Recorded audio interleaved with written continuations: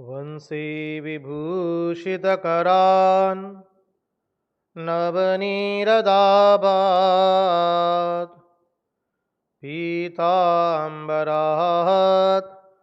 अरुणबिम्बफलादरुष्ठात् पूर्णेन्दुसुन्दरमुखात् अरविन्दनेत्रात् कृष्णात् परं किमपि तत्त्वम् अहं न जाने।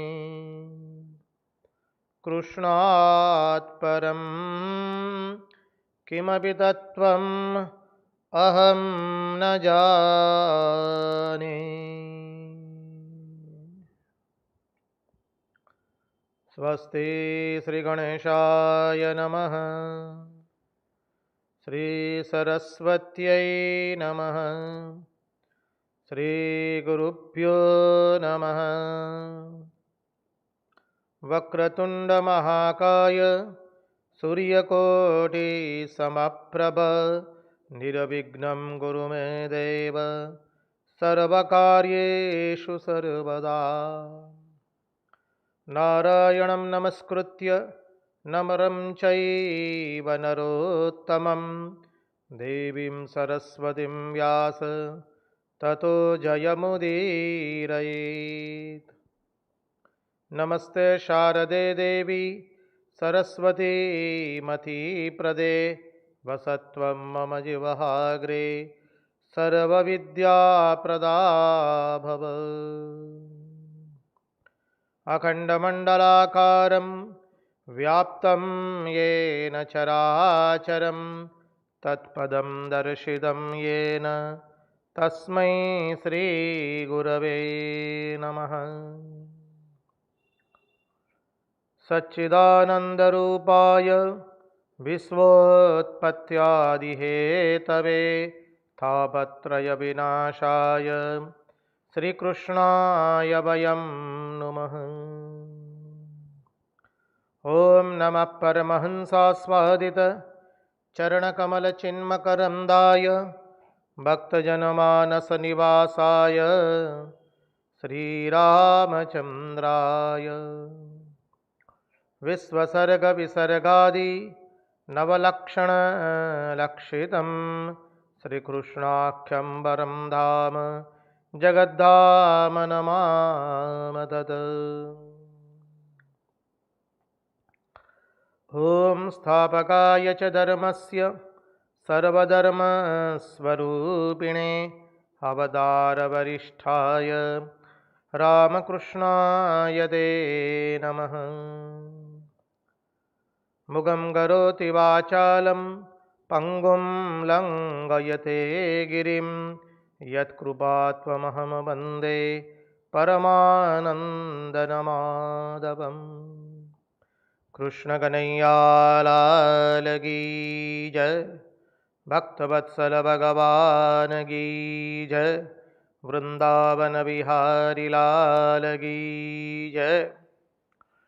भगवान श्री राम कृष्ण देव की जय। भागवत भगवान की जय। भागवत भक्त भगवान की जय। ओम नमो भगवते वासुदेवाय।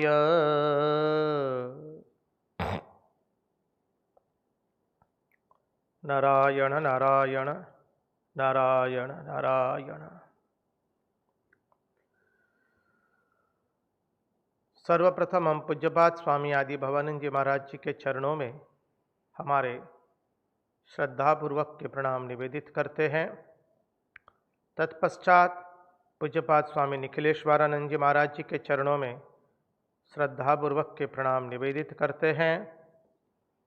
उपस्थित पूज्यपाद प्रभु सेवानंद जी महाराज एवं अन्यान्य सन्यासी महात्माओं एवं विरक्तों के चरणों में हमारे सश्रद्धेय प्रणाम निवेदित करते हैं।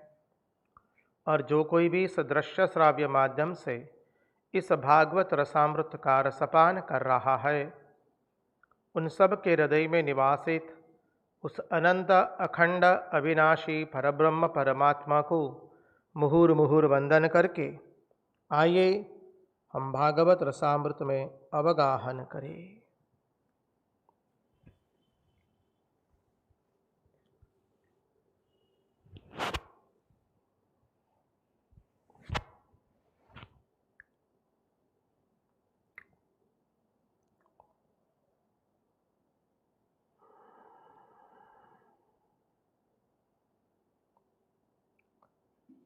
यस्वानुभावमखिलश्रुतिसारमेकम् अध्यात्मदीपमतिथितीर्षतां तमोन्दम् संसारिणां करुणयाः पुराणगुह्यं तं व्याससूनुमुपयामि गुरुं मुनीनाम्। कृष्णाय वासुदेवाय हरये परमात्मने प्रणतक्लेशनाशाय गोविन्दाय नमो नमः।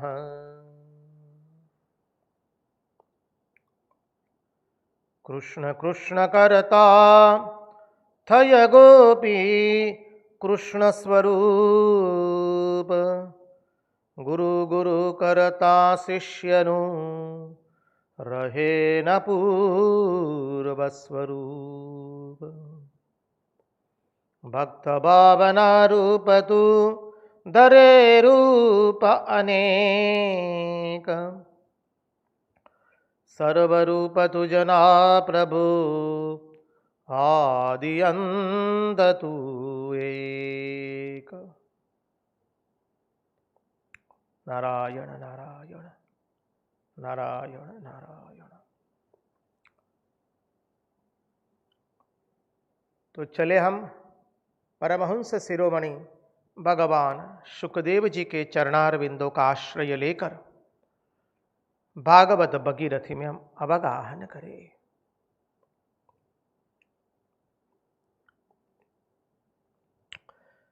देखिए, कल देखा था हमने, परीक्षित राजा ने प्रश्न किए थे शुकदेव जी भगवान से कि महाराज, यदुवंशी लोग क्या शाप के अधिकारी है? महात्मा लोग क्या शाप देते हैं? और यदुवंशियों को क्या शाप लगेगा? विस्तृत चर्चा की थी। अंतिम बिंदु यह था कि महात्माओं का श्राप, महात्मा लोग जो शाप देते हैं, वो शाप कैसे होता है? गुजराती में આપણે શ્રાપ કહીએ છીએ, શ્રવણનો છે, હિન્દીમાં શાપ છે। શબ્દમાં ફરક છે।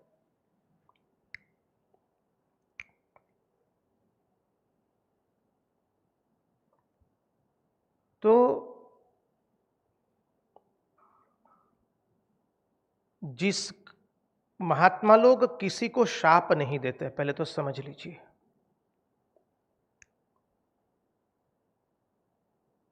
महात्मा लोग तो भगवान से अभिन्न होकर के बैठे हैं।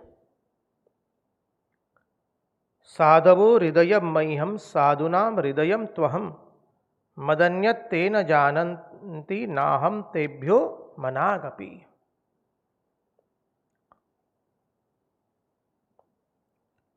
साधु लोग का हृदय मैं हूं और मैं साधुओं का हृदय हूं। साधु लोग मुझे छोड़कर और कुछ जानते नहीं हैं और वो मुझसे अभिन्न है। जब परमात्मा से अभिन्न है, ऐसी व्यक्ति श्राप कैसे दे सकती है?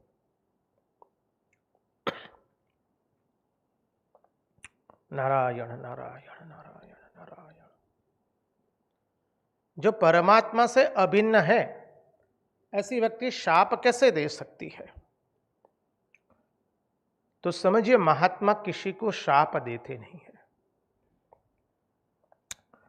जिस किसी को शाप देते हैं, ऐसा बाहर से जो दिखाई देता है, उसका तत्वार्थ हम देखे थे। उस व्यक्ति का प्रारब्ध ही महात्मा के हृदय में आकर प्रकट होता है, दर्शन देता है। उस व्यक्ति का प्रारब्ध अत्यंत जोरदार होता है और वो महात्मा के हृदय में दर्शन देता है। और महात्मा जो बोलते हैं उसके कारण उस व्यक्ति का अनिष्ट नहीं होता है, किंतु जो होने वाला है वही महात्मा लोग बोलते हैं। इस सिद्धांत को कभी मत भूलिएगा। महात्मा के वचन कोई अनिष्ट कारक नहीं होते हैं। जो अनिष्ट होने वाला होता है उस अनिष्ट सूचक होते हैं। यह एक दृष्टि हुई। द्वितीय दृष्टि, अरे कई भक्तों ने और महात्माओं ने भी कह दिया, बोले दुश्मनी करनी है तो महात्माओं से करो। बोले क्यों? अरे महात्मा से दुश्मनी करेंगे तो सब समय महात्मा का चिंतन करते रहेंगे, और जब महात्मा का चिंतन होता है तो क्या होता है, वो तो भगवान के चिंतन में मग्न है वो लोग। जब वो लोग भगवान के चिंतन में मग्न है तो उनका स्मरण करते करते हम भी भगवान के चिंतन में मग्न होंगे। और यदि महात्माओं से हमने दुश्मनी कर ली तो क्या होगा? बोले हमारा प्रारब्ध उनके अंतःकरण में दर्शन देगा, और वो जो होने वाला है अनिष्ट उसके सूचक है। तो अनिष्ट सूचक कुछ कहेंगे और कुछ भी कहेंगे, महात्मा किसी का अकल्याण नहीं कर सकता है। महात्मा के शाप से अंत में तो हमें भगवत दर्शन ही होने वाला है।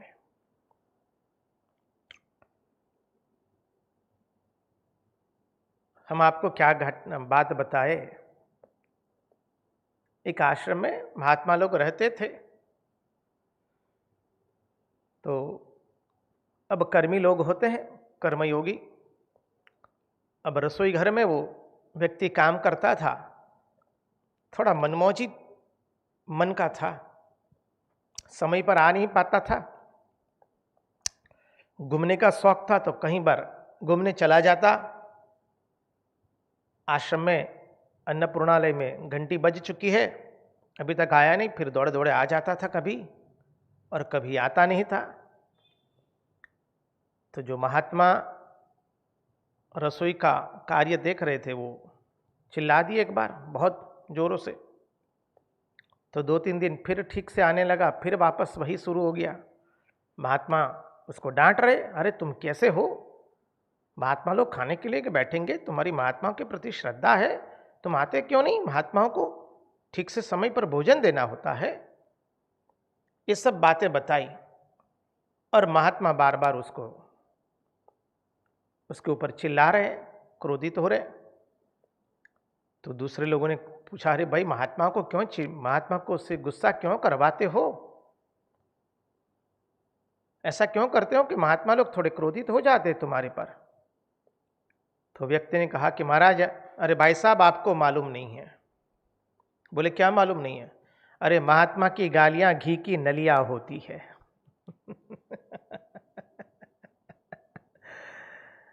श्रद्धा थी उस व्यक्ति के अंदर में।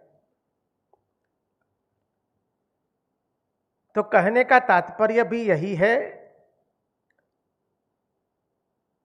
मानिए भाव प्रधान बात है कि दुश्मनी करे तो भी महात्मा से करेंगे। देखिए नारद जी ने कुबेर के दोनों पुत्रों को शाप दिया, नल कुबेर एवं मणिग्रीव को। अपनी मर्यादा भूल करके वो सरिता में स्नान कर रहे थे। नारद जी ने शाप दिया, तो शाप देने के कारण हुआ क्या, उनको भगवत दर्शन हो गया। समझिए, आप दुर्वासा ऋषि के अंदर में भी यही देखना है।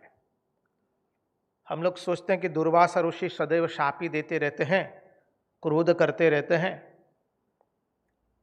और कई लोगों ने तो इसका विपरीत अर्थ भी कर लिया है। ऐसा बिल्कुल नहीं है। शास्त्र बहुत सुंदर समझाता है हमें। महात्माओं के चरणाश्रय लेकर के शास्त्र समझने होते हैं। किताबें पढ़ने से शास्त्र समझ में नहीं आते हैं। किताबों से गूढ़ार्थ मिलता भी नहीं है। किताब पढ़ने से शास्त्र का ज्ञान कतई नहीं होता है। वो तो महात्माओं के चरणाश्रित होकर के, संतों के, सन्यासियों के चरणाश्रित होकर के, या कोई अच्छे साधक है, विरक्त है, भक्त है, उनके चरणाश्रित होने से समझ में आता है। जो उस चिंतन में दिन रात रहते हैं, जो उस शास्त्र के मुताबिक अपना जीवन यापित करने का पूर्ण प्रयास करते हैं, ऐसे व्यक्ति के चरणाश्रित होकर शास्त्र समझने सीखने से शास्त्र का मर्म समझ में आता है। अन्यथा अर्थ का अनर्थ कर देते हैं। देखिए, दुर्वासा ऋषि जो शाप दे रहे हैं पुनः पुनः क्रोधित होकर के, वो भगवान का ही कार्य कर रहे हैं। शाप देकर के दुर्वासा ऋषि भगवान की महिमा को प्रकट कर रहे हैं। आएगा आगे वाले श्लोक के अंदर में दुर्वासा किसे कहते हैं। अनेक ऋषियों का नाम आने वाला है। प्रत्येक ऋषि का अर्थ देखने का संक्षिप्त में प्रयास करेंगे। और दूसरी बात भी हम आपको कह दें, अभी तो हम थोड़ा विस्तृत रूप से देख रहे हैं, प्राय एक एक शब्द को लेकर के चल रहे हैं। थोड़ा ज़्यादा हो जाए तो आप हमें थोड़ा इंगित कर दीजिए, हम थोड़ा संक्षिप्त में करने का प्रयास करेंगे।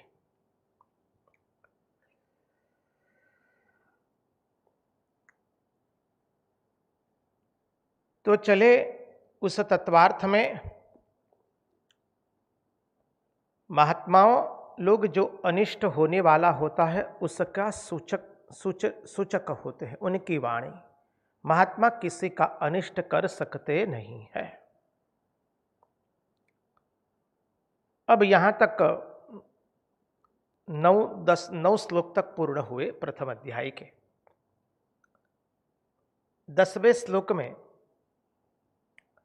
अब ये सब प्रश्नोत्तरी चल रही है। परीक्षित राजा ने शुकदेव जी से प्रश्न पूछा है और उसमें परीक्षित राजा ने शुकदेव जी भगवान के लिए द्विजसत्तम वो शब्द प्रयोग किया है। उसका अर्थ भी हमने विस्तृत देखा है। द्विजसत, द्विजसत्तर एवं द्विजसत्तम। अब शुकदेव जी भगवान उत्तर देने जा रहे हैं। बहुत सुंदर उत्तर है। क्या कहते श्री शुकदेव जी भगवान। श्री शुक उवाच बिभ्रद्वपुः सकल सुंदर सन्निवेशम कर्माचरन् भुवि सुमंगलमाप्त कामः। आहा। आस्थाय धाम रममाण उदार कीर्तिः संहर्तुमैच्छत कुलं स्थित कृत्य शेषः। भगवान का इतना सुंदर निरूपण है। 10वें श्लोक में प्रथम अध्याय 11 स्कंध। बिभ्रत वपुः सकल सुंदर सन्निवेश कर्माचरन् भुवि सुमंगलमाप्त कामः। अब यहां पर इसके बाद यह श्लोक और उसके बाद आने वाले श्लोकों को समझने के लिए जो हम चिंतन कर चुके हैं उसकी एक भूमिका बांध दे।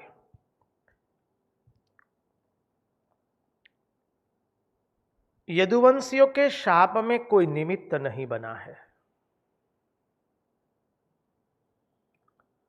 न तो महात्माओं के मन में कोई क्रोध आया है, न तो यदुवंशियों को शाप में कोई निमित्त बना है, ना यदुवंशियों को शाप लगा है, ना यदुवंशी शाप के अधिकारी है। कहने का तात्पर्य समझिए, ना तो यदुवंश शाप के अधिकारी है, न शाप देने में कोई निमित्त बना है, न महात्माओं के मन में क्रोध आया है। आप कहेंगे कैसे हो सकता है महाराज, अभी अभी तो आप इतना वर्णन किए हैं, हमने देखा और सुना भी है। तो समझिए भगवान की इच्छा से ही यह सब कुछ हो रहा है। अपने यहां हम लोग बोलचाल की भाषा में भी इसका प्रयोग करते हैं। ईश्वर की इच्छा के बिना एक पौधा भी हिलता नहीं है। भगवाननी इच्छा ना हो तो एक પાંદડું પણ હલતું નથી।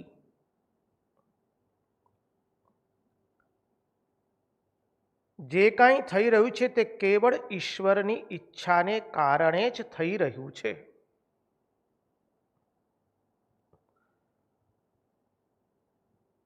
जो कुछ भी हो रहा है वो सब कुछ ईश्वर की इच्छा के कारण ही हो रहा है। भगवान ने इच्छा की है कि अब यदुवंश का संहार हो जाना चाहिए। देखिए भगवान सोचते मैं अपने धाम में तब जाऊंगा जब सतवृत्तियों का भी निरोध हो जाए, तब मैं अपने स्वरूप में स्थित हो जाऊंगा। भगवान का यह संकल्प है और श्री कृष्ण की इच्छा सर्वोपरि है, यह बताने के लिए ही शुकदेव जी ने पहले भगवान का वर्णन किया है यह श्लोक में। विप्रद वपुः सकल सुंदर सन्निवेशम। इसका गुणार्थ समझिए, भगवान की इच्छा ही सर्वोपरि है। विप्रद वपुः सकल सुंदर सन्निवेशम कर्माचरण भुवि सुमंगल माप्त कामः। विभ्रद वपुः सकल सुंदर सन्निवेशम, बोले भगवान का श्री विग्रह कैसा है। तो हर रोज हम लोग गाते हैं, आप भी हमारे साथ गाते हैं, भगवान का श्री विग्रह कैसा है। वंशी विभूषित करान नवनीरदाबात पीतांबरात अरुणबिंब फलादरुष्ठात पूर्णेन्दु सुंदर मुखात अरविंद नेत्रात कृष्णात परम किमपि तत्वम अहम न जाने।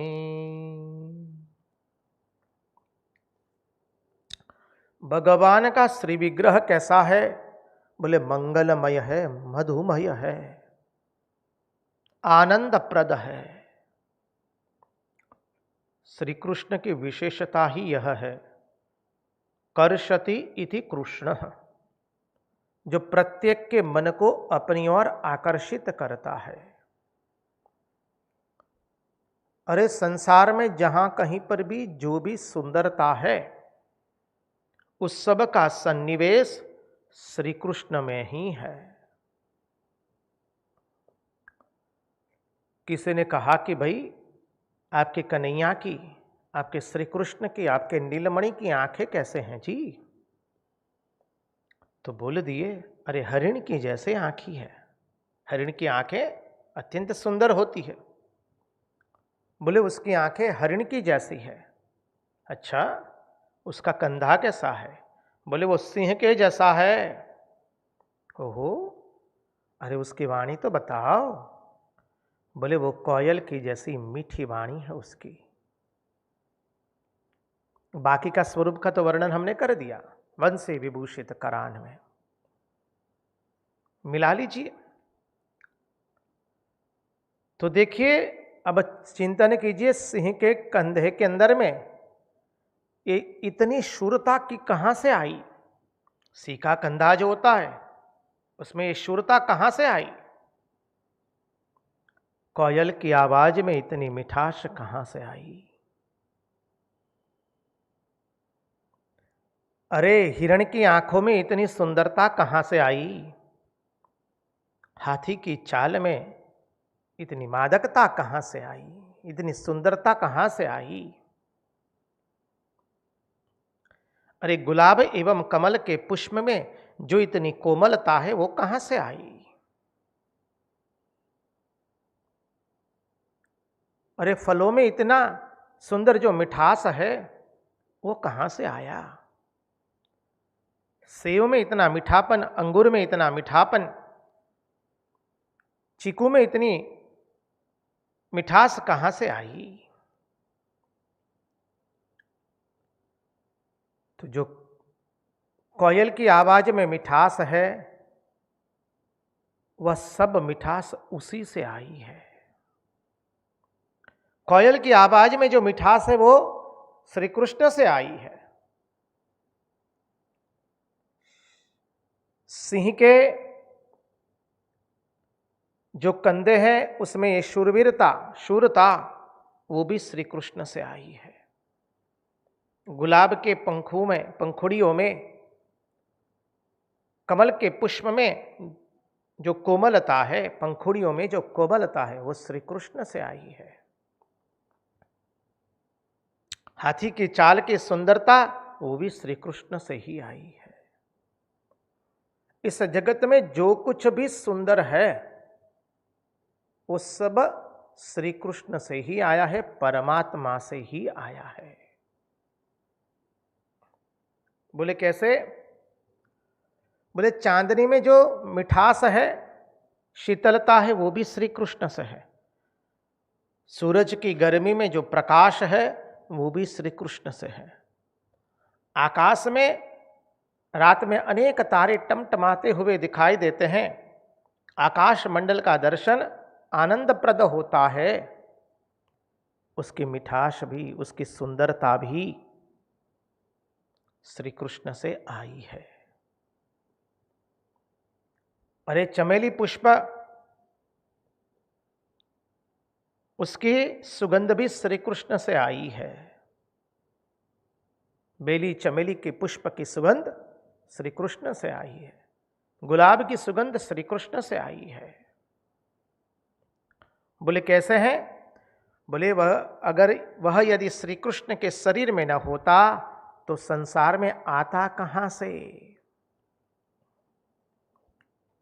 सिद्धांत को समझे। वह कौन है? परम मूल कारण है, परमात्मा। ब्रह्मेति परमात्मेति भगवान इति शब्द्यते। तो जो वस्तु मूल कारण में है उसी के कारण आई है।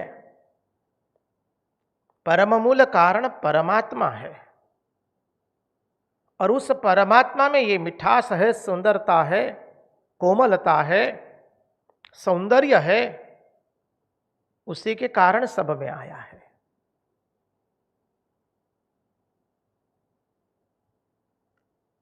इसलिए कहा कि कारण में नहीं होता तो कार्य में आता कैसे? समझिए, परम मूल कारण है वह। हमने सांख्य योग से जो सृष्टि तत्व देखा था उसका चिंतन कर लीजिए। तो जो वस्तु मूल कारण में नहीं होती वह कार्य में आती नहीं है। कारण में जो गुण अवस्थित होते हैं वही कार्य में भी आते हैं। देखिए, जो जल है हमारी प्यास, हमारी तृषा तृप्त करता है, शांत करता है। तो बर्फ जो है, बर्फ में भी तृषा को तृप्त करने की, तृषा को बुझाने की शक्ति कहां से आती है? बोले जो पानी की शक्ति है वही बर्फ में आई है। पानी क्या हो गया? कारण। बर्फ क्या है? कार्य। तो पानी के अंदर में, जल के अंदर में हमारी तृषा को तृप्त करने की शक्ति है। परिणाम स्वरूप जल से जो बर्फ बना वो भी हमारी तृषा तृप्त करता है। जो कारण में है वही कार्य में आता है। उसी तरह से परमात्मा ये परम मूल कारण है जगत के। उस परमात्मा में सौंदर्य है, मिठास है, कोमलता है, सुंदरता है। परिणाम स्वरूप इस जगत में जहां कहीं भी हम सुंदरता, मिठास इत्यादि देखते हैं, वो भगवान के कारण है। यदि जगत के मूल कारण में नहीं सौंदर्य न होता तो संसार के किसी भी वस्तु में सौंदर्यता प्रकट नहीं होती। संसार के किसी भी वस्तु में सुंदरता कहां से है, मालूम कैसे पड़ती? इसलिए भागवत के तृतीय स्कंद में भी आता है, बहुत सुंदर श्लोक है। विस्मापनम स्वस्य च सौभगर्देह परम पदम भूषण भूषणांगम। भूषणम भूषणांगम।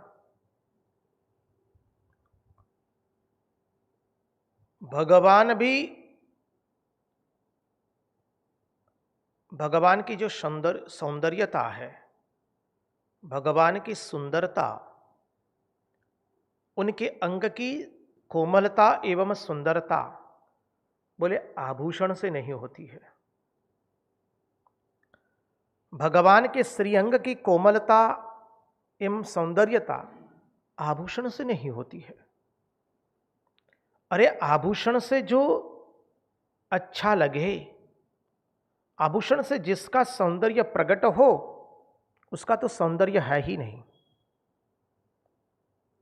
उसने तो सौंदर्य उधार लिया है किसी से, उसे सौंदर्य नहीं कहते हैं। भगवान का श्रीअंग की कोमलता एवं सौंदर्यता इतनी सुंदर है कि उसे आभूषण की भी कोई आवश्यकता नहीं पड़ती है। कान में कुंडल है, गले में सुंदर हार पहना है, उनसे उनकी सुंदरता बढ़ती नहीं है। भगवान तो बिना कोई आभूषण ही सुंदर है, उनका सौंदर्य ही अनुपम है। बनावटी चीजों से जिनकी सुंदरता बढ़ती है, उनकी सुंदरता में कमी है। लोग जाते हैं ना सौंदर्य प्रसाधन केंद्रों के अंदर में जाकर के अपने सौंदर्य को बढ़ाने के लिए जाते हैं, न जाने लोग क्या क्या करते हैं। तो सौंदर्य प्रसाधन केंद्र में जाकर के आपने अपनी सौंदर्यता बढ़ाई, उससे ही वो सौंदर्य कतई नहीं है। स्वाभाविक सुंदरता तो बिना आभूषण के ही आती है। स्वाभाविक सुंदरता बिना आभूषण के प्रकट होती है। तो फिर भगवान आभूषण क्यों धारण करते हैं? हम ही लोग तो गाते हैं, कस्तूरी तिलकम ललाट पटले वक्षस्थले कौस्तुभम नासाग्रे वरमौक्तिकं करतले वेणुकरे कंकणम सर्वांगे हरिचंदनम सुललितम कंठे च मुक्तावली गोपस्त्री परिवेष्टितो विजयते गोपाल चूड़ामणि। तो बोले भगवान आभूषण क्यों धारण करते हैं? कभी तो फेंटा लगा करके जाते हैं, कभी तो पगड़ी लगा करके जाते हैं।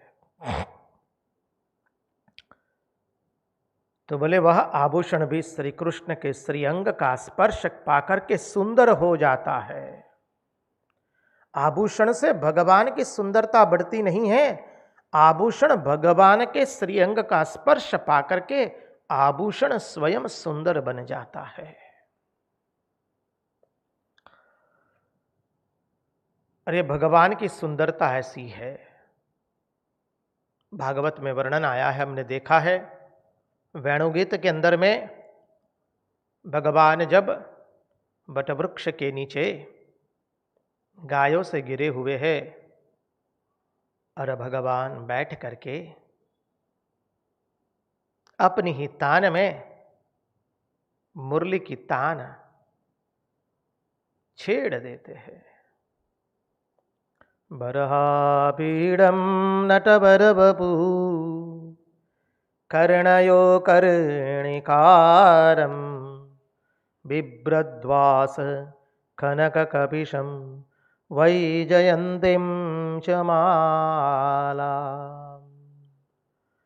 रन्ध्रावेणुरदरसुदया पूरयन् गोपवृन्दै वृन्दारण्यं स्वपदरमणं प्राविशत् गीतकीर्तिः।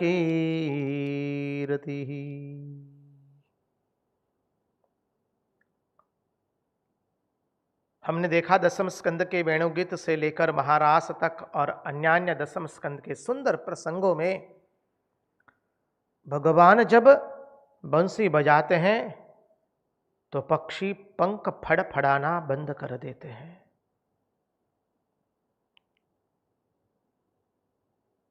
कलमशार हरिण एवं हरिणी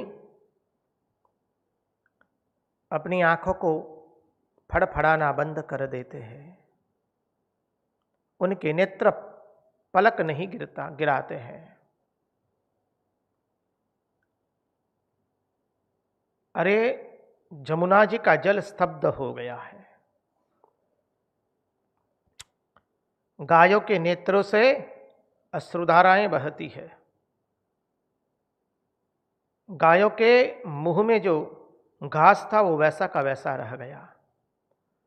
बछड़ों के मुंह में जो गायों के स्तन थे वो वैसे के वैसे रह गए।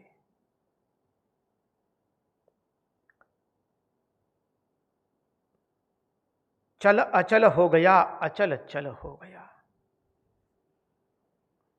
ऐसा है भगवान का सौंदर्य। देखिए श्री रामकृष्ण देव का भी अद्भुत सौंदर्य है। आप लोगों ने अभ्यास किया होगा। श्री रामकृष्ण लीला प्रसंग के अंदर में बहुत सुंदर वर्णन आता है। श्री रामकृष्ण देव आजानुबाहु थे। सोने का तावीज जो वो धारण करते थे गात्रदह के कारण, जब राधा भाव से साधन करते थे तो गात्रदाह हुआ और भैरवी ब्राह्मणी ने कहा कि यह महाभाव तो केवल राधा जी में प्रकट हुआ था। श्रीमती राशेश्वरी ब्रजेश्वरी में ही वह भाव प्रकट हुआ था। और इसी के कारण श्री रामकृष्ण देव को सोने का तावीज धारण कराया था। तो सुवर्ण के तावीज का रंग और श्री रामकृष्ण देव के श्री अंग का रंग एक हो गया था। उनका श्रीअंग इतना कोमल था कि लूची तोड़ते तोड़ते एक बार खून निकल आया है। अद्भुत दिव्य कांति उनके श्रीअंग से प्रकट हो रही है। अपने कमरे से दक्षिणेश्वर काली मंदिर में जा रहे हैं। अपने कमरे से काली मंदिर में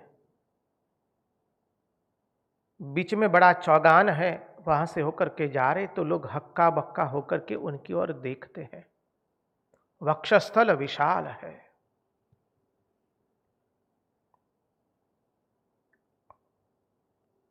जिससे प्रेम करते हैं उसके सौंदर्य को हम देखते हैं। समझिए, हमारा सबका प्रेम तो हमारे इष्ट के साथ जुड़ा हुआ है। इसलिए इष्ट का सौंदर्य हमें ज्ञात होना चाहिए, तभी तो प्रेम कर पाएंगे। ध्यान तो तभी होगा ना। ध्यान के लिए भी एक सुंदर विषय लेने की आवश्यकता होती है, कल्पना की आवश्यकता होती है, तब जाकर हम ध्यान कर पाते हैं। इसलिए देखिए, इस श्री राम जी की स्तुति आप सब लोग गाते हैं।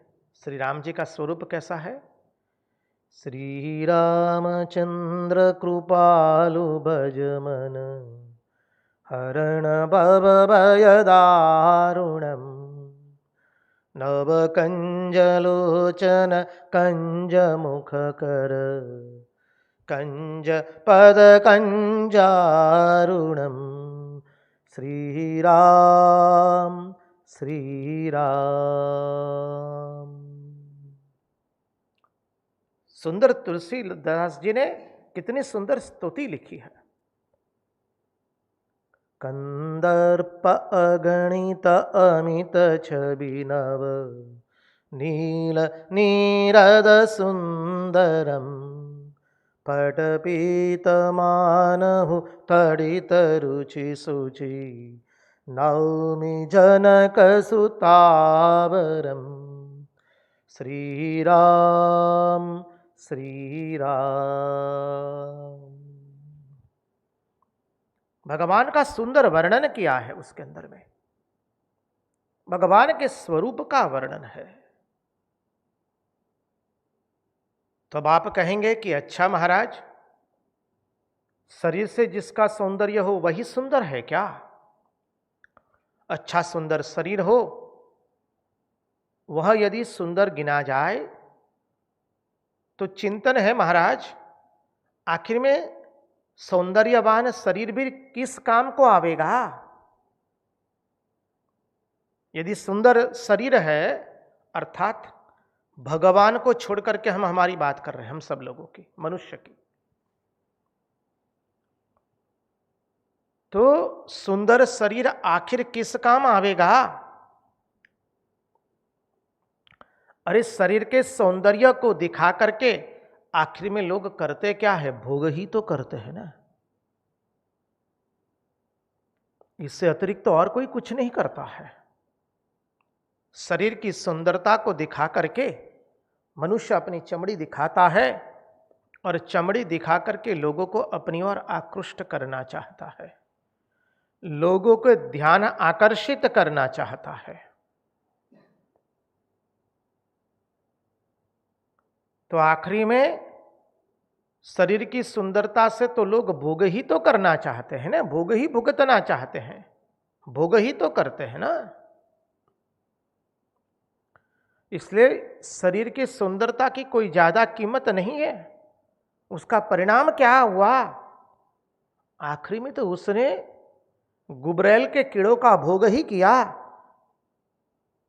विष्ठा के कीड़े जो भोग करते वही किया, पशु जो करते हैं भोग वही भोग तो किया ना। इसलिए शरीर के सौंदर्य की इतनी कुछ कीमत नहीं है। आखिर में तो पंचभूत माटी का कूड़ा, ऊपर सुंदर सोने से मढ़ा, भीतर नहीं दुर्गंधी का पार, और कामन किया उसने अपार।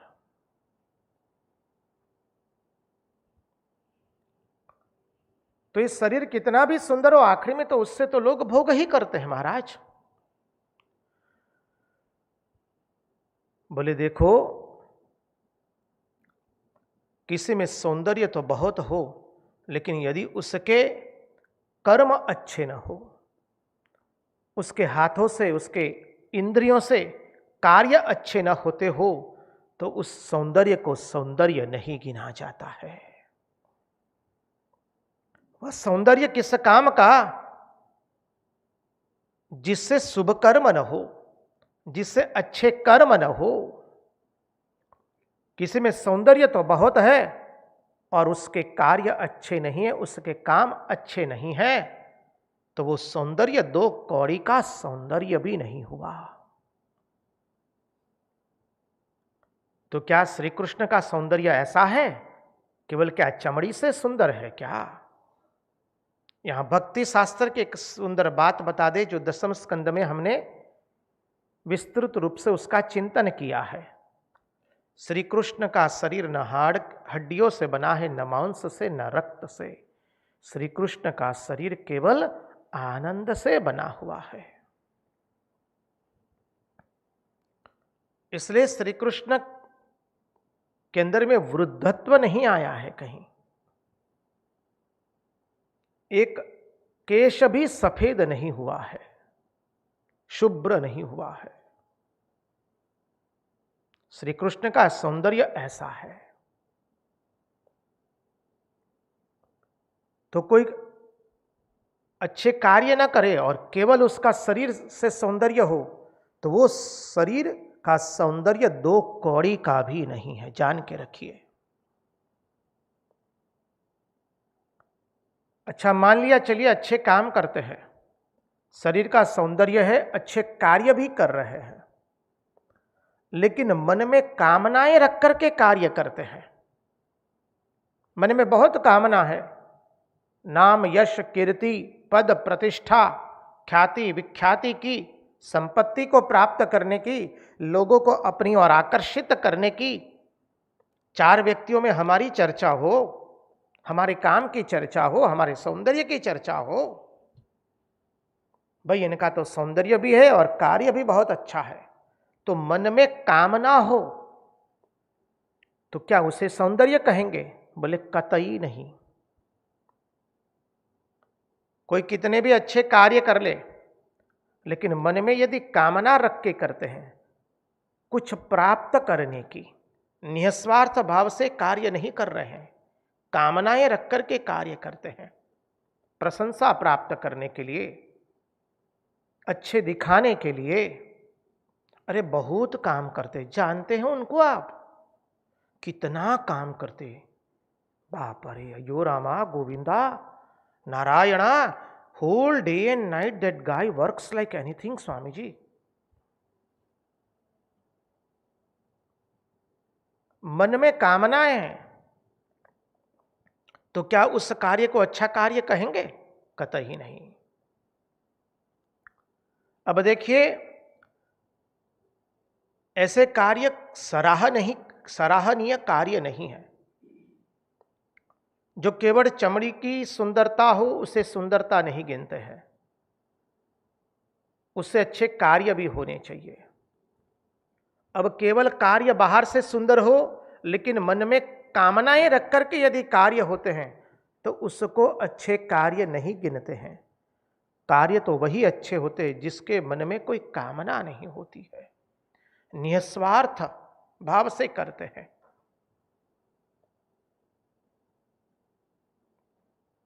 तो श्री कृष्ण का सौंदर्य कैसा है?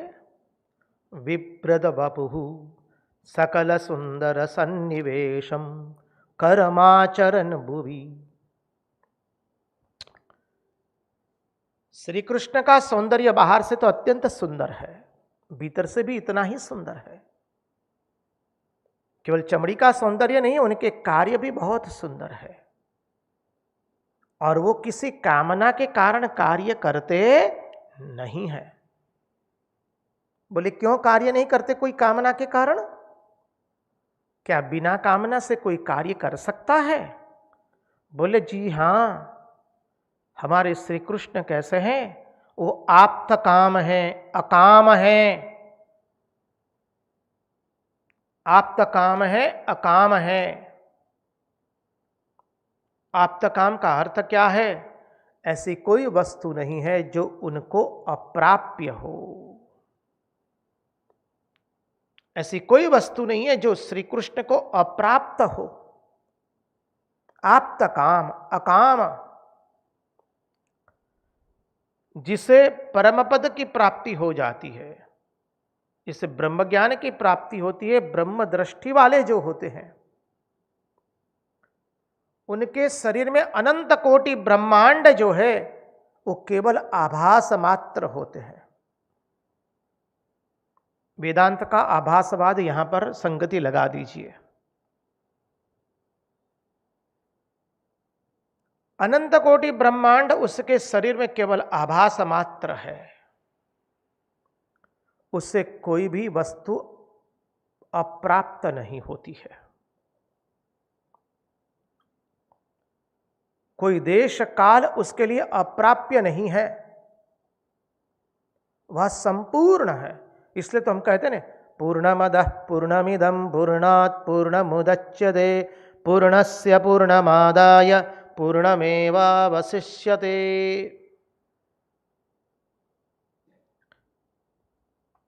ईशावास्य उपनिषद यही कहा, ईशावास्यमिदं सर्वं यत्किंचित् जगत्यां जगद तेन त्यक्तेन भुञ्जीथा मा गृधः कस्य सिद्धनं कुर्वन्नेवेह कर्माणि जिजीविषेच्छतं समः।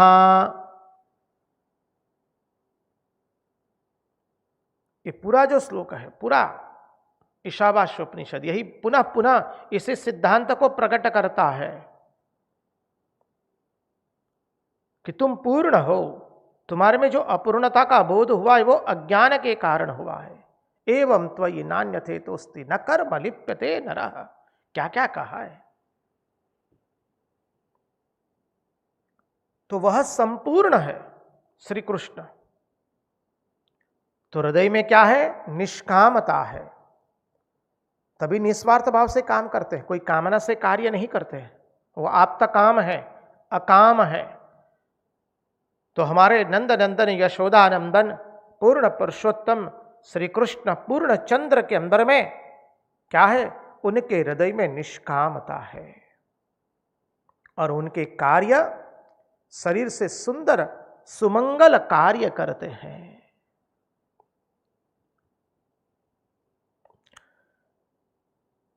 એટલે ગુજરાતીમાં આપણે કહીએ છીએ ને, ત્રણવાના મુજને મળ્યા હૈયું મસ્તિષ્ક અને હાથ. ત્રણવાના મુજને મળ્યા હૈયું મસ્તિષ્ક અને હાથ. तीन वरदान मुझे मिले. क्या वरदान मिले? पहला मेरा हृदय मिला, उस हृदय से मैं दूसरों के लिए भावना प्रकट कर सकता हूं. ये हृदय अत्यंत मुख्य वस्तु है. इसलिए स्वामी विवेकानंद भी कहते हैं अपनी भावना को पहले पवित्र बनाओ. ज्ञान पवित्र होगा तो भावना पवित्र होगी. इसलिए स्वामी विवेकानंद कहते हैं feel my children, feel for the poor, feel for the ignorant, feel for the downtrodden. Do you have feelings for them? Start to feel for them. First let me feel for my nation, let me feel for my country people, let me feel those who are underprivileged, let me feel for those who are suffering. First required is feelings. पहले हृदय में ये भावना आनी चाहिए. यहां पर भावना क्या है? शुद्ध पवित्र ज्ञान. इसलिए कहा कि तीन वरदान मुझे मिले. पहला हृदय मिला, दूसरा मिला मस्तिष्क. फिर मैं मस्तिष्क से चिंतन करता हूं, उसमें विवेक प्रवेश करवाता हूं. मुझे मेरा विवेक चलाना है, मेरी भावनाओं को, मेरे ज्ञान को नियोजित करना है, उसको चैनलाइज करना है, जिस अंग्रेजी में आप लोग कहते हैं. मुझे मेरी भावनाओं को मेरी बुद्धि के माध्यम से नियोजित करना है, सुनियंत्रित करना है, तब जाके मेरे हस्त से शुभ कर्म होगा. इसलिए श्री कृष्ण कैसे? उनके हृदय में निर्मलता है, निष्कामता है और शरीर से सुमंगल कार्य करते हैं और शरीर में सौंदर्य है. तब देखिए सौंदर्य किसे कहते हैं? कहते नहीं ये व्यक्ति बहुत सुंदर है. लोग व्यवहार की भाषा में तो सुंदरता का क्या अर्थ करते हैं आप लोगों को हमसे अधिक ज्ञात है. सौंदर्य किसे कहते हैं? जिसमें ये तीन बातें हो. हृदय की शुद्धता, निष्कामता, शरीर से सुमंगल कार्य होते हो और शरीर में सौंदर्य हो. अब ऐसे सौंदर्य की महिमा गिनी जाती है, अन्य कोई सौंदर्य की महिमा नहीं गिनी जाती है. इसलिए हम लोग गाते हैं ना, अदरम मधुरम वदनम मधुरम नयनम मधुरम हसितम मधुरम. ये जो मनी बनाया है स्तोत्र सामान्य स्तोत्र नहीं है. भक्ति के अर्थ से भी देख सकते हैं, ज्ञान के गुणार्थ में भी देख सकते हैं। तो कहा गया कि भाई हृदय की और कर्म की सुंदरता से ही सौंदर्य की महिमा होती है। लोग बाहर चमड़ी से तो बहुत सुंदर होते हैं, लेकिन हृदय में विष भरा हुआ होता है, बदले की भावना होती है, हलाहल विष भरा है। लोग संबंध बना देते हैं चमड़ी का सौंदर्य देखकर, बाद में कहते अरे राम रे गोविंदा नारायणा विठ्ठला, हमको मालूम ही नहीं था, इसके अंदर में तो इतना विष भरा हुआ है, इतना इतना ये दुष्कर आदमी है, मनुष्य है।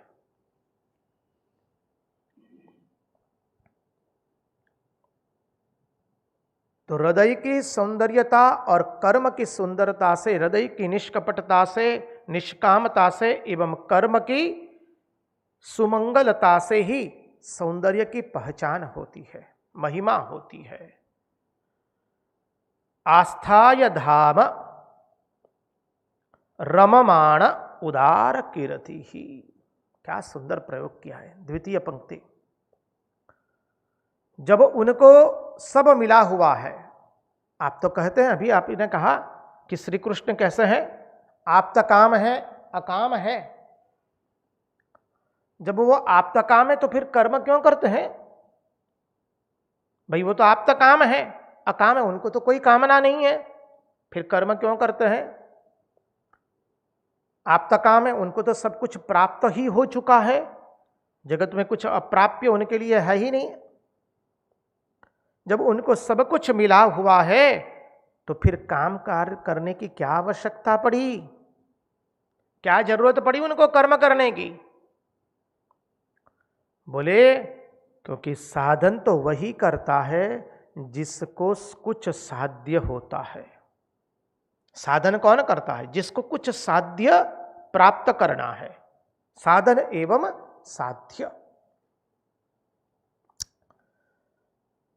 तो बोले उन्हें वैकुंठ तो पाना नहीं है, आपके कन्हैया को, आपके कन्हैया को साकेत लोक प्राप्त नहीं करना है, आपके कन्हैया को अंतःकरण की शुद्धि भी नहीं करनी है। ख्याति विख्याति पद प्रतिष्ठा नाम यश कीर्ति संपत्ति, जगत की एक भी चीज प्राप्त नहीं करनी है, लोकांतर की भी प्राप्ति नहीं करनी है। तो भैया काहे को वो कर्म कर रहे हैं? नारायण वो कर्म क्यों कर रहे हैं बताइए? तो महात्मा लोग क्या सुंदर समझाते हैं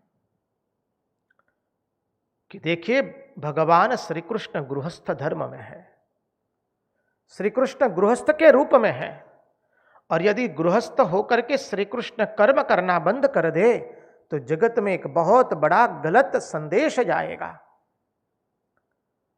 जो गृहस्थाश्रम में है उनको तो कर्म करना ही पड़ेगा, और भगवान श्री कृष्ण गृहस्थाश्रम में रहते हैं और गृहस्थाश्रम में रह करके कर्म को छोड़ नहीं सकते हैं।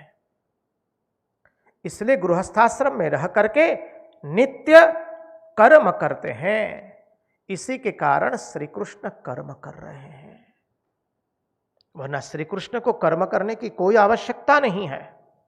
वो आप काम है अकाम है, और इसी के लिए उनकी सुंदरता के कारण तो हम गाते हैं, अदरम मधुरम वदनम मधुरम नयनम मधुरम हसितम मधुरम। महाराज जी से नम्र निवेदन रहेगा, महाराज जी कृपा करके एक भजन की प्रस्तुति कीजिए, तत्पश्चात आगे के तत्वार्थ में हम प्रवेश हो जाएंगे।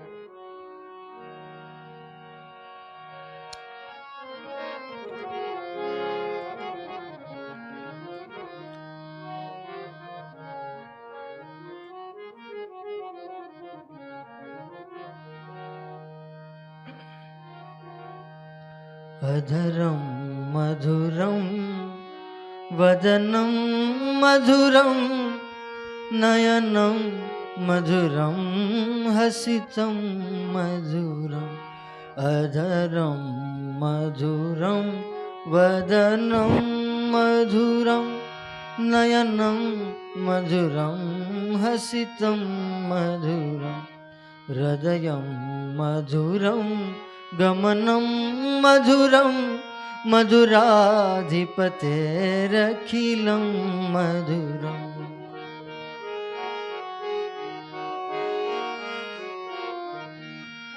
वचनं मधुरं चरितं मधुरं वसनं मधुरं वलितं मधुरं चलितं मधुरं भ्रमितं मधुरं मधुराधिपतेरखिलं मधुरम्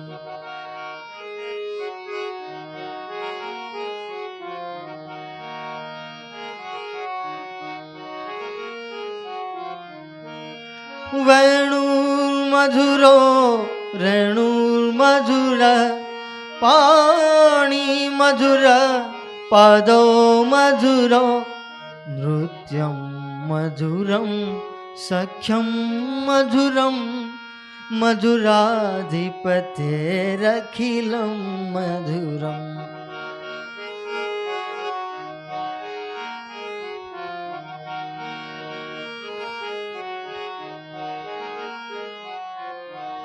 ओ गीतं मधुरं पीतं मधुरं उक्तं मधुरं सुप्तं मधुरं रूपं मधुरं तिलकं मधुरं मधुराधिपतेरखिलं मधुरम्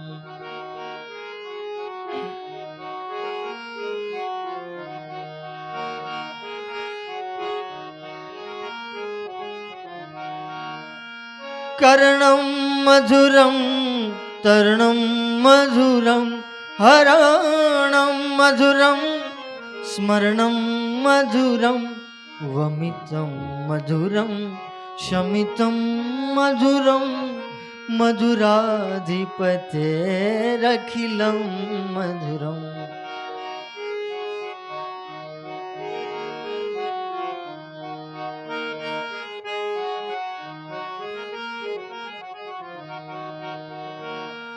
गुंजा मधुरा माला मधुरा यमुना मधुरा विची मधुरा सलिलं मधुरं कमलं मधुरं मधुराधिपतेरखिलं मधुरम्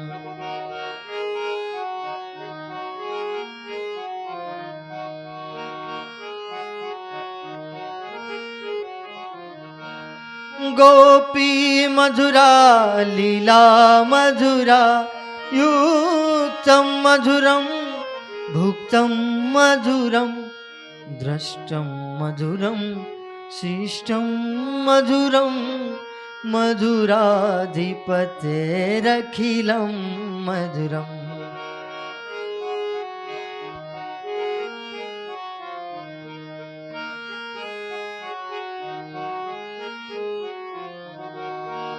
गोपा मधुरा गवो मधुरा यष्टि मधुरा सृष्टि मधुरा गोपा मधुरा गवो मधुरा यष्टि मधुरा सृष्टि मधुरा दलितं मधुरं फलितं मधुरं मधुराधिपतेरखिलं मधुरं मधुराधिपतेरखिलं मधुरम्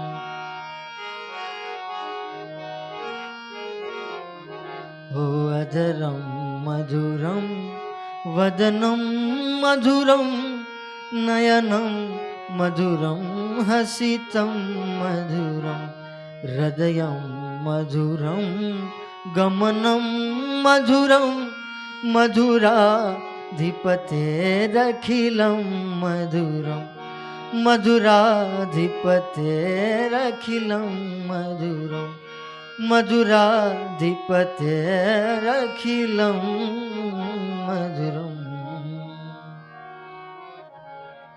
कृष्ण कन्हैया लाल की जय। कृष्ण कन्हैया लाल की जय। तो श्री कृष्ण गृहस्थ है, इसलिए कर्म कर रहे हैं लोगों को दिखाने के लिए कि गृहस्थ को सदैव कर्म करना चाहिए। कोई गृहस्थाश्रम में कर्म न छोड़ दे, वह दिखाने के लिए श्री कृष्ण सदैव कर्म में नियोजित है, ताकि दूसरे भी कर्म करते रहें। देखिए, रामकृष्ण कथामृत में एक प्रसंग आता है, शुरू में ही मास्टर महाशय श्री रामकृष्ण देव के पास गए हैं। श्री रामकृष्ण देव बातचीत के प्रसंग में कहते हैं, प्रताप यहाँ आया था, बहुत दिन यहाँ रहा, बाद में मैंने कहा कि यहाँ से निकलो, कितना डांटा तब जाकर गया है यहाँ से। अपने पत्नी एवं बाल बच्चों को दूसरे के वहाँ छोड़ करके आया है, उनको कौन खिलाएगा? कितनी डांट लगाई तब यहाँ से गया है।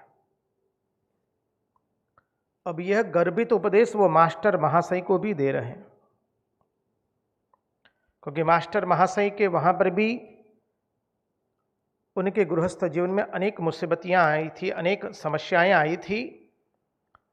उन्होंने भी अपने परिवार इत्यादि को अपने ससुराल में रखा था कुछ समय के लिए। यह उपदेश श्रवण करने के पश्चात मास्टर महाशय अपनी भार्या एवं संतानों को ससुराल से लेकर के आ जाते हैं। महात्मा भगवान अवतार शास्त्र जब उपदेश देते हैं तो उसके गर्भित अर्थ अनेक होते हैं।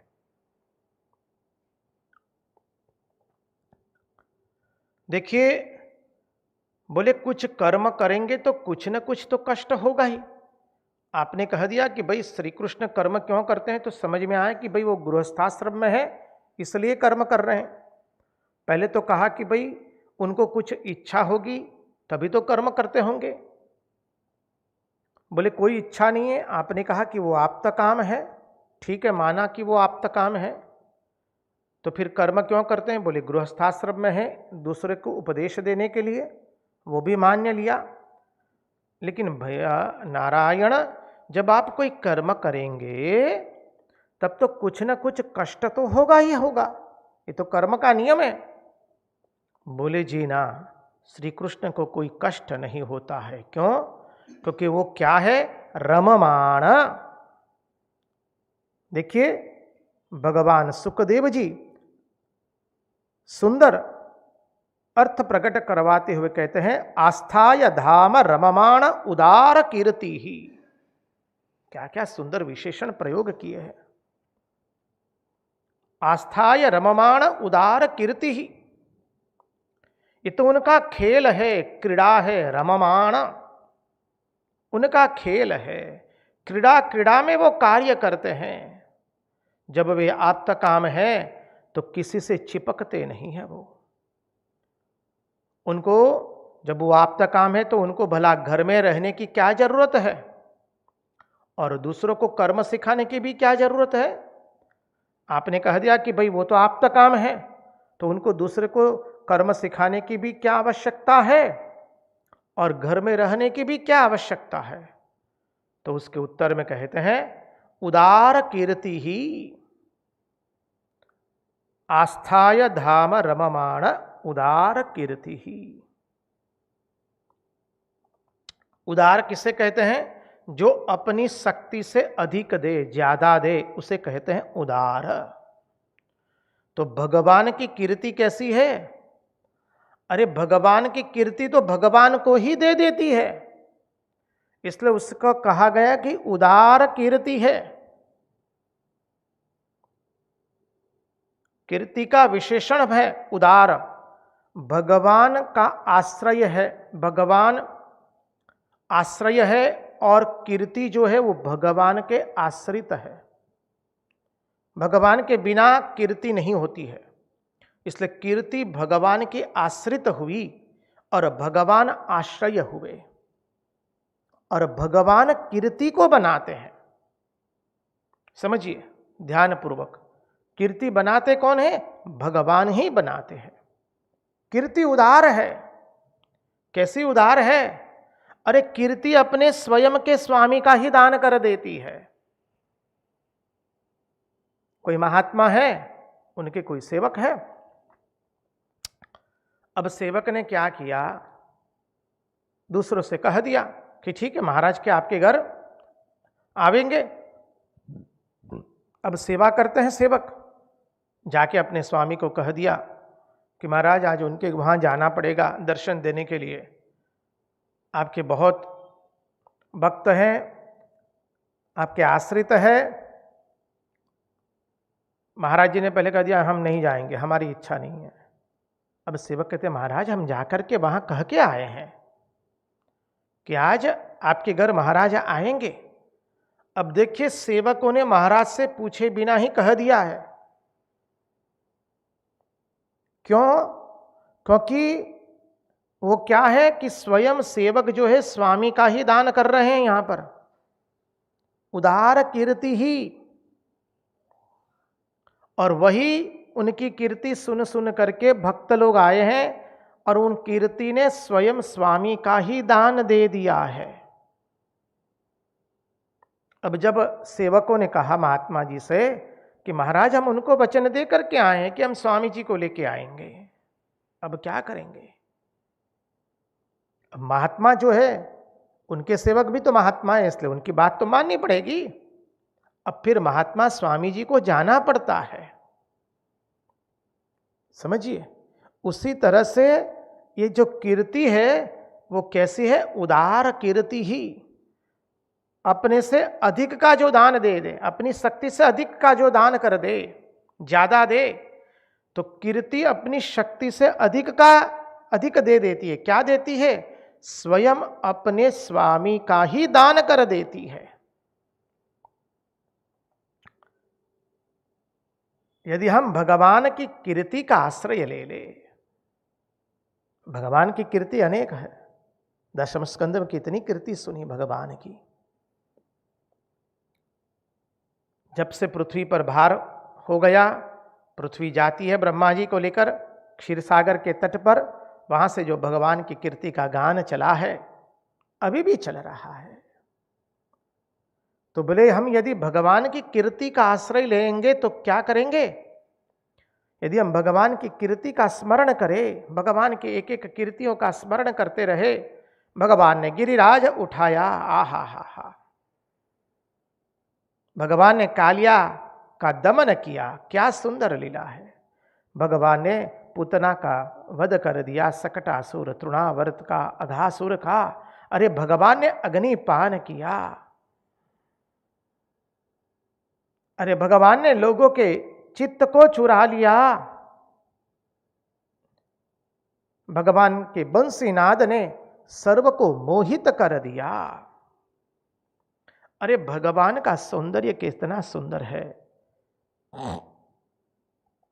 गोपियां कहती है ना, श्रृणु कौतुकमेकम नंद गोपांगने मया दृष्टम, नंद निकेतांगने मया दृष्टम, श्रृणु सखी कौतुकमेकम नंद निकेतांगने मया दृष्टम।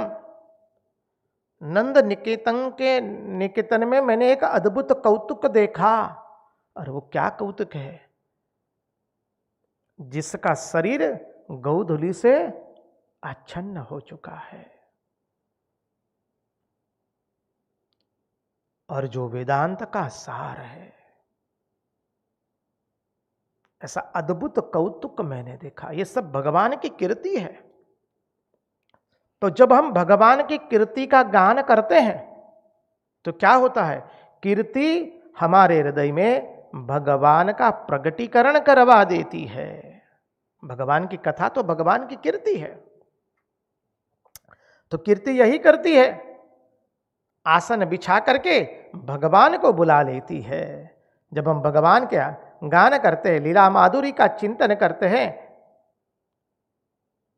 रूप माधुरी का चिंतन करते हैं, तो कीर्ति अपने स्वामी को पकड़ करके ले आती है और हमारे हृदय में बैठा देती है। ऐसी कीर्ति का स्थापन करने के लिए भगवान कार्य करते हैं। आस्थाय धम धाम रममाण उदार कीर्ति ही संहृतमैच्छत कुलम स्थित कृत्य शेष। संहर्तुमैच्छत कुलम स्थित कृत्य शेष।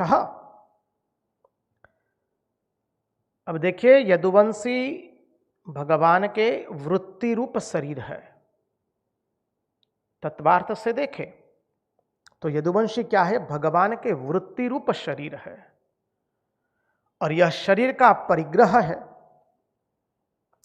अंतःकरण का परिग्रह है। यह छूट जाए, जैसे पृथ्वी का भार उतारा, वैसे ही अब यदुवंशियों का भी भार उतारना पड़ेगा। इसलिए उन्होंने अपने कुल के संहार की इच्छा अपने में ही करते हैं। स्थितकृत्य शेषः कर्माणि पुण्य निवहानि सुमंगलानि गाय जगत कलिमलापहारिणी कृत्वा कालात्मना निवसता यदुदेव गेहे पिंडारकम समगमन मुनयो निसृष्टाः। कर्माणि पुण्य निवहानि सुमंगलानि गाय जगत कलिमलापहारिणी कृत्वा कालात्मना निवसता यदुदेव गेहे पिंडारकम समगमन मुनयो निसृष्टाः। कर्माणि पुण्य निवहानि सुमंगलानि। अब देखिए, बहुत सुंदर कहते हैं सुखदेव जी महाराज, कर्म के लिए महात्मा लोग बुलाए गए हैं द्वारिका के अंदर में। कर्म करवाने के लिए भगवान ने महात्माओं को बुलाया है। अब आप कहेंगे, कर्म करवाने के लिए क्यों महात्माओं को बुलाया भाई? भगवान स्वयं तो बता सकते थे ये कर्म करने चाहिए, ये कर्म नहीं करने चाहिए। अब भगवान ने महात्माओं को क्यों बुलाया द्वारिका में कर्म करवाने के लिए? बोले वे आए और महात्माओं के निर्देश अनुसार ही द्वारिका में सब कर्म एवं धर्म होता था। महात्माओं को पूछे बिना श्री कृष्ण कोई कर्म धर्म भी नहीं करते हैं। वेदशास्त्र वेदनिष्ठ संपन्न ब्राह्मण संत महात्मा लोगों को आज्ञा में रहते हैं। बोले भगवान ने स्वयं क्यों नहीं बताया? क्यों महात्माओं के द्वारा ही भगवान कर्म करते, महात्मा के निर्देशानुसार ही?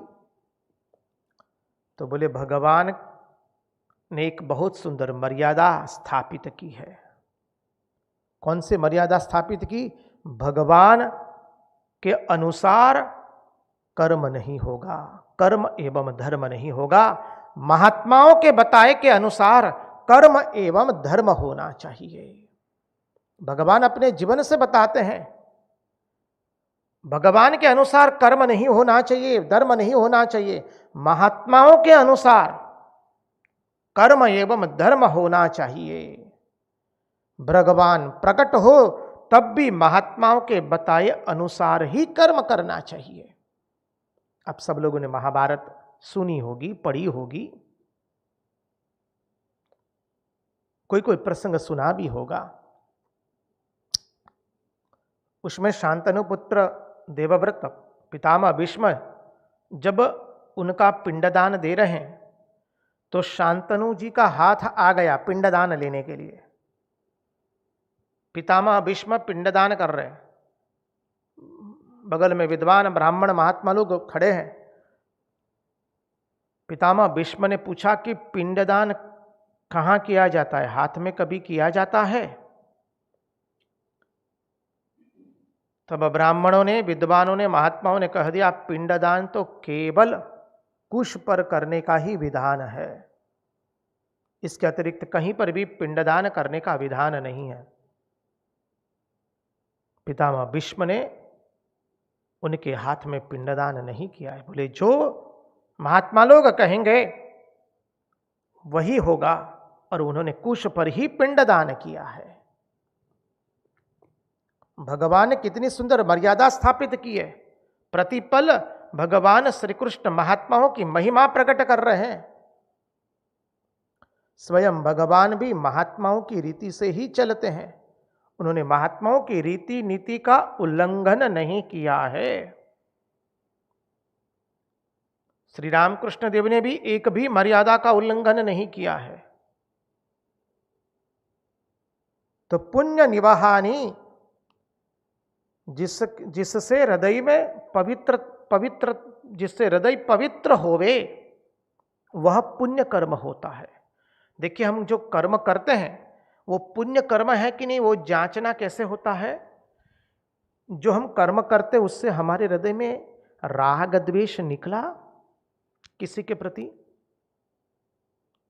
हमारे हृदय में से अहंकार निकला, हृदय में जो काम है, लोभ है, मोह है, यश कीर्ति आकांक्षा की जो इच्छा है, ईर्षा है, द्वेष है, ये सब जिससे मिटे उसी का नाम पुण्य होता है। उसी को हम पुण्य कर्म करते हैं। पुण्य निवाहानी, हमें कार्य करते समय यह स्वयं की ओर देखना चाहिए। हम कार्य तो कर रहे हैं, बाहर से लोग कह रहे हैं कि ये गुरु महाराज का कार्य है। You know, all works are of Guru Maharaj works, so we have to do it very carefully, not only outwardly. Most important is from within, our attitude should be this. हम जो भी कार्य करते वो गुरु महाराज का कार्य है, श्री रामकृष्ण देव का कार्य है, ईश्वर का कार्य है, भगवान का कार्य है।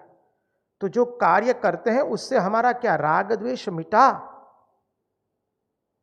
हमारे हृदय में काम क्रोध लोभ की जो भावना है वो मिटी के नहीं।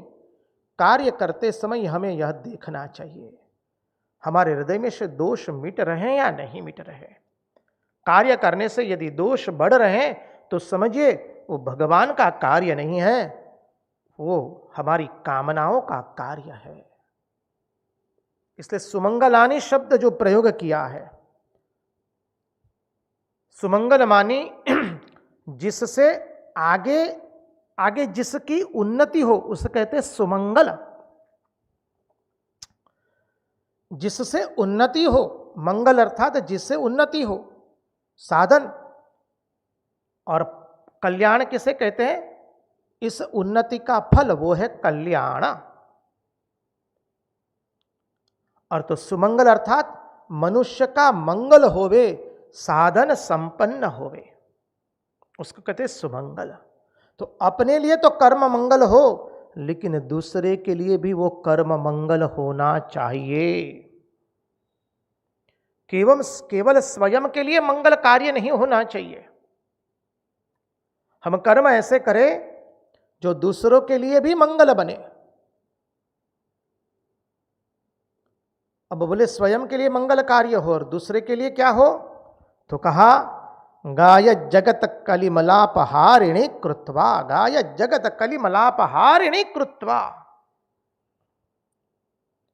काम ऐसा करे कि आगे जब लगे, जब लोग उसकी चर्चा करें तो लोगों के हृदय में से भी काम क्रोध लोभ मोह राग द्वेष अहमता एवं ममता की निवृत्ति हो जाए। क्या सुंदर अर्थघटन किया है महात्माओं ने। काम ऐसा करना चाहिए कि आगे जब लोग उसकी चर्चा करेंगे तो उनके हृदय में भी निर्मलता आवे, उनके हृदय भी निर्मल बने, उनके हृदय भी पवित्र बने। इसलिए कहा तृणवाना मुझने मड़या हइयो मस्तक अने हाथ। 3 वरदान मुझे मिले हैं, हृदय मिला है, हृदय मिला है, मस्तिष्क मिला है एवं हस्त मिला है।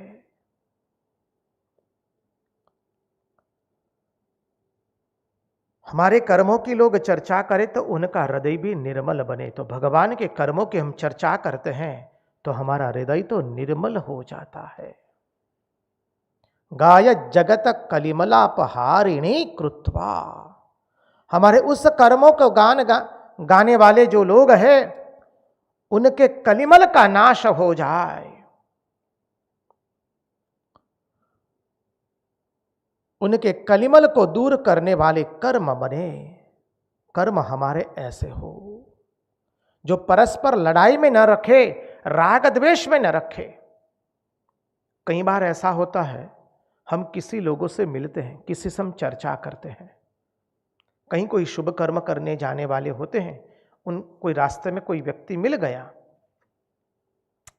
तो क्या हुआ, हमने चर्चा आरंभ की और उस व्यक्ति ने हमारे हृदय में इतने राग द्वेष भर दिए, जाने दो वो व्यक्ति वो तो ऐसे हैं, वो प्रदेश वाले ऐसे हैं, वो इलाके वाले, अरे वो तो बात ही मत पूछिए, वो देश वाले, वो खंड वाले, वो प्रदेश वाले, वो नगर वाले। जो हमारे हृदय में ज्यादा राग द्वेष भरा दे, उस व्यक्ति से कभी मिलना नहीं चाहिए। उस व्यक्ति से मिलना है जो हमारे हृदय में से राग द्वेष की निवृत्ति करे, जो हमारे हृदय को निर्मल बनाए। और अकेले में भी जब हम कर्म करें तो ऐसा करे कि उसको जो याद करे उसका भी हृदय निर्मल बन जाए। अकेले में भी कर्म करे, देखिए कितना सूक्ष्म सिद्धांत है। अकेले में भी चिंतन करे, कर्म करे तो ऐसा कर्म करे कि उसका कोई चिंतन करे तो उसको भी हृदय निर्मल बन जाए। जिसके संग से हमारे हृदय में राग द्वेष कम होवे, जिसके सत्संग से हमारे हृदय में निर्मलता आए, उसी का संग करना चाहिए। अकेले में कोई भी काम करे, ऐसा कर्म करे, उसको बाद में कोई यदि याद भी करे तो उसका मन निर्मल बन जाए। भगवान स्वयं कालात्मा है। कालात्मना निवसता यदुदेव गेहे। काल के अंदर में ही सब कुछ है, भगवान कालात्मना है। हम लोग गाते हैं ना, शुद्ध ब्रह्म परात्पर राम, कालात्मक परमेश्वर राम। श्री कृष्ण कालात्मना है, अर्थात क्या, अस्ति जायते वर्धते विपरिणमते अपक्षीयते एवं नश्यति। ये षड विकार काल में ही हो रहे हैं, काल में ही कुछ प्राप्त होता है और काल में ही हम कुछ खोते हैं। कालोस्मिन् लोकक्षय कृत वृद्धः, कालोस्मिन् लोकक्षय कृत प्रवृद्धः। भगवान ने गीता में कहा कि मैं काल हूं। और इस काल के विशेषण को लेकर यहां सुखदेव जी शब्द प्रयोग करते हैं, कालात्मना निवसता यदुदेव गेहे। ऐसे काल स्वरूप भगवान वसुदेव जी के गृह में निवास करते हैं। और आगे का चिंतन है, पिंडारकम समगमनम मुनयो निसृष्टा। भगवान ने ऐसे महान मुनियों को आनंद से, श्रद्धा से, सम्मान से विदाई दी। और तत्पश्चात क्या प्रसंग हुआ वो सुखदेव जी महाराज बताते हैं। वो कल देखेंगे। उन्हीं की वाणी उन्हीं के चरणों में समर्पित करते हुए, भगवान से प्रार्थना करते हुए, प्रभु हमारे मन की मति, गति और रति आपके चरणों में बनी रहे। कृष्ण कन्हैया लाल की जय, भक्त वत्सल भगवान की जय, सब संतन की जय, सब भक्तन की जय। ओम नमः पार्वती पतये, हर हर महादेव हर।